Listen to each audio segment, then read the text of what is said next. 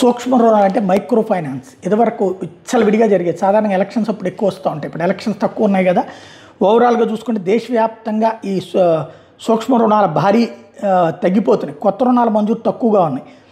తాజాగా చెప్తున్నటువంటిది నెలాఖరు నాటికి 36 రాష్ట్రాల కేంద్రపాలిత ప్రాంతాల్లో 718 జిల్లాల్లో బ్యాంకులు, మైక్రో ఫైనాన్స్ సంస్థలు, ఎన్బిఎఫ్సీలు అంటే నాన్ బ్యాంకింగ్ ఫైనాన్షియల్ కార్పొరేషన్లు జారీ చేసిన సూక్ష్మ రుణాలు మొత్తం కలిపితే 3,39,510 కోట్లు.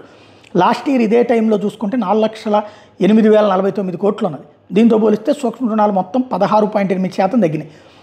అయితే ఈ మైక్రో ఫైనాన్స్లో హయ్యెస్ట్ వచ్చేటప్పుడు 39.2%. బీహార్లోనే ఈ అప్పులు నడుస్తున్నాయి. 31.4% బ్యాంక్స్ అయితే ఎన్బిఎఫ్సీలో మిగిలిన వాటా నడుస్తున్నది. అంటే బేసిక్గా దేశంలో వ్యాపారాలు సూక్ష్మ రుణాలు అంటే ఏం లేదు, మనం టిఫిన్ బండ్లు, పునుగుల బండ్ల, అట్టు బండ్ల, ఇడ్లీ బండ్ల, లేకపోతే చిన్న చిన్న మసాలా బండ్ల ఇట్లాంటివి పెట్టుకుంటుంటారు కదా, అలాంటి వాటికి తీసుకుంటుంటారు. ఇళ్ళ దగ్గర కూడా తీసుకుంటూ ఉంటుంటారు మైక్రో ఫైనాన్స్లు. తెలిసిందే కదా ఇదివరకు.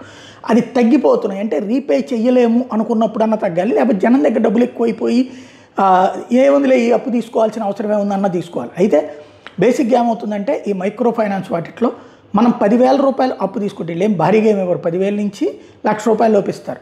దాంట్లో టోటల్గా వీళ్ళు ఇన్సూరెన్స్ అని, తర్వాత ప్రాసెసింగ్ ఛార్జీలు అని ఎన్ని ఇప్పుడు మనకు 1,00,000 ఇచ్చేసినట్టు ఉంటుంది. ఇందులోనే దాదాపు 10,000 తీసేసుకుంటారు.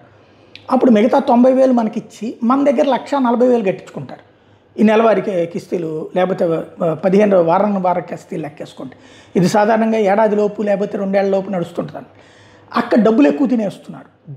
దానికంటే ఇప్పుడు ఈ క్రెడిట్ కార్డులు ఇవన్నీ వచ్చినాయి కదా, ఈవెన్ ఇప్పుడు దాని పేరేమంటారు, మన గూగుల్ పేలు వీటిట్లో కూడా లోన్లు ఇస్తున్నారు కదా, వాటి మీద కాన్సన్ట్రేట్ చేస్తున్నారు జనం.